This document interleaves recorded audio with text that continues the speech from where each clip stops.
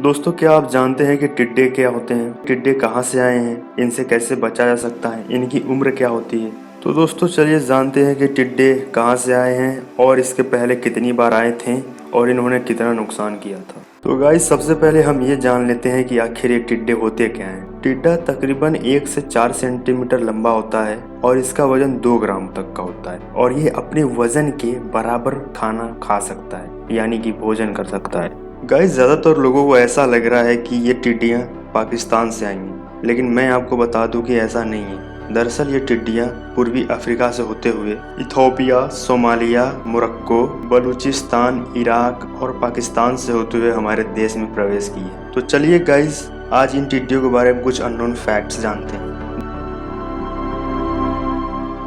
दोस्तों, ये सवाल तो सभी के मन में होगा कि आखिर ये टिड्डियाँ आई कहाँ से हैं, लेकिन मैं आपको बता दूं कि ये सिर्फ हमारे देश का हाल नहीं है। इस समय दुनिया के तकरीबन 60 से ज़्यादा देशों में टिड्डियों का आतंक फैला हुआ है। तो दोस्तों, मैं आपको बता दूं कि टिड्डियाँ उन्हीं देशों में ज़्यादा एक्टिव होती है जहाँ पर बिना मौसम के बरसात हो या फिर एक साल में 200 mm से कम बारिश हो। टिड्डियाँ कितनी ज़्यादा खतरनाक है, इस बात का अंदाज़ा आप इसी से लगा सकते हैं कि हमारे पड़ोसी देश पाकिस्तान ने इसे राष्ट्रीय आपदा घोषित कर दिया है। पूरी दुनिया में टिड्डियों की लगभग 10,000 से ज़्यादा प्रजातियां पाई जाती हैं। तो आप सोच रहे होंगे कि हमारे इंडिया में कौन सी प्रजाति है। दोस्तों, हमारे इंडिया में 4 तरह की प्रजातियाँ पाई जाती हैं, जिनमें फर्स्ट रेगिस्तानी टिड्डा यानी कि डेजर्ट लोकेस्ट, दूसरा प्रवाजक टिड्डा यानी कि माइग्रेटिंग ग्रास हॉपर, तीसरा बम्बई टिड्डा जिसे कि बॉम्बे ग्रास हॉपर कहते हैं, और लास्ट है पेड़ वाला टिड्डा यानी कि ट्री ग्रास हॉपर। तो गाइज, आप सबके मन में ये जरूर ख्याल आ रहा होगा कि जो टिड्डे इस टाइम हमारे इंडिया में है वो किस प्रजाति की है। तो दोस्तों, ये रेगिस्तानी टिड्डे यानी कि डिजर्ट लोकस्ट है। एक फीमेल टिड्डा अपनी पूरी लाइफ में 3 बार अंडे देता है और यह हर बार 95 से लेके 158 अंडे तक दे सकता है और इनकी लाइफ 3 से 5 महीने तक की होती है। दोस्तों, टिड्डियों की प्रजातियां कितनी तेज बढ़ती हैं, इस बात का अंदाजा आप इसी बात से लगा सकते हैं कि इनकी पहली पीढ़ी 16 गुना तेजी से बढ़ती है, दूसरी पीढ़ी 400 गुना तेजी से बढ़ती है और इनकी तीसरी पीढ़ी 16,000 गुना तेजी से बढ़ती है।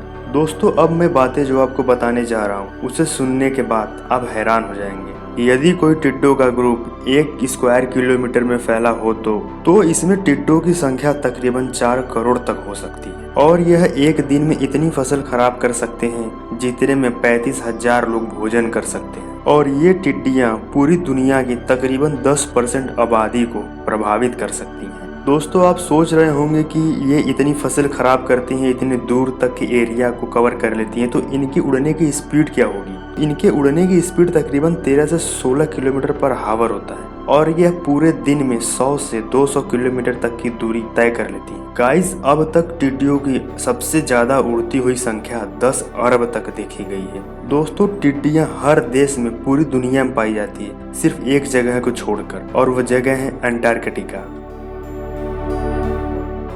गाइज, अब हम टिड्डियों को देख रहे हैं तो हमें शायद ऐसा लगता हो कि टिड्डियों ने 2020 में ही हमला किया, लेकिन ऐसा नहीं है। दरअसल टिड्डियों का इतिहास बहुत पुराना है। तो चलिए दोस्तों, जानते हैं कि आखिर टिड्डियों ने कब कब और कितनी बार इंडिया पे अटैक किया। आज से तकरीबन 26 साल पहले 1993 यानी कि 1993 में टिड्डियों का बहुत बड़ा अटैक हुआ था, जिसमें हमारे देश का 7.18 लाख करोड़ का नुकसान हुआ था। गाइस, शायद आपको पता ना हो कि 1993 से पहले एक बार 1930, 1940 और 1950 के दशक में इन टिड्डियों ने इतना ज्यादा हमला किया था कि इनके हमले को प्लेग कहा जाने लगा था। 1993 से पहले टिड्डियों ने हमारे देश में 1926 से लेकर 1931 तक कंटिन्यू हमला किया था और उसके बाद 1940 से 1946 और 1949 से लेकर 1955 तक दोनों बार हमारे देश पर टिड्डियों ने आक्रमण किया। उसके बाद 1959 से 1962 में फिर अटैक किया।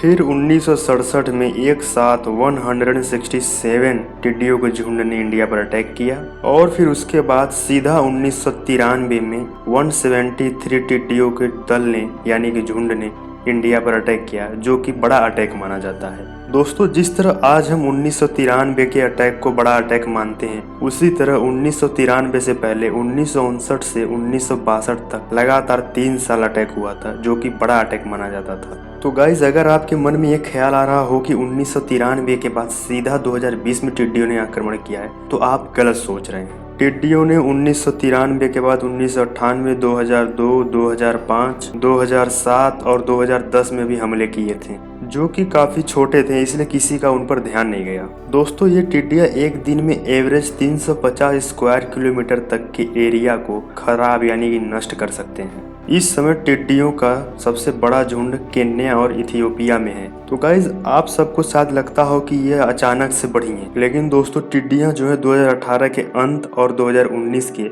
शुरुआत से ही बढ़ने लगी थी और इस समय ये अपने चरम सीमा पे बढ़ चुकी हैं। दोस्तों, अब मैं आपको जो बात बताने जा रहा हूँ, शायद आपको उस पर बिलीव ना हो। अमेरिका में 1875 यानी कि 1875 में इन टिड्डियों के झुंड ने आक्रमण किया था और इनका झुंड लगभग 5,12,817 स्क्वायर किलोमीटर में फैला हुआ था, जो कि हमारे उत्तर प्रदेश स्टेट से 2 गुना से भी ज्यादा है। दोस्तों, आपको शायद पता हो कि हमारे उत्तर प्रदेश का एरिया लगभग 2,43,286 स्क्वायर किलोमीटर का है। तो इसी से आप इमेजिन कर सकते हैं कि इन टिड्डियों का कितना बड़ा और फैला हुआ झुंड था। गाइस, आपको मैं बता दूं कि टिड्डियों के ब्रीडिंग और अंडे देने का समय जून जुलाई से अक्टूबर नवंबर तक का होता है। गाइस, टिड्डियों पर काबू पाने के लिए कुछ केमिकल दवाएं भी हैं जिनका छिड़काव आप कर सकते हैं, जिनमें फर्स्ट क्लोरोफायरिफास, सेकेंड हेस्टाबिटामिल, थर्ड बेंज हेक्सा क्लोराइड